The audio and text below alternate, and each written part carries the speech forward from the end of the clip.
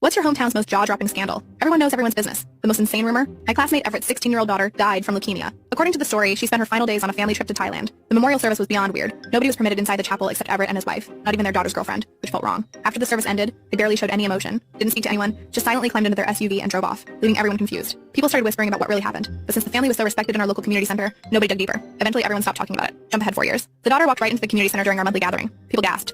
First sighting of her since the death. Turns out she never died at all. The truth was unbelievable. What actually happened? She came out to her parents as lesbian. That was the real reason. They pretended to be supportive, then took her to Indonesia to celebrate this beautiful new chapter in their family journey. Once they reached some isolated Indonesian village, they abandoned her completely with strangers she'd never met. They flew back to America and cut all ties, leaving her alone. But now she was 20 years old, strong and determined. So nothing stopped her from working odd jobs until she saved enough for a plane ticket home. She told us, her voice clear. She wanted everyone to know the truth and to tell all her childhood friends she was still alive.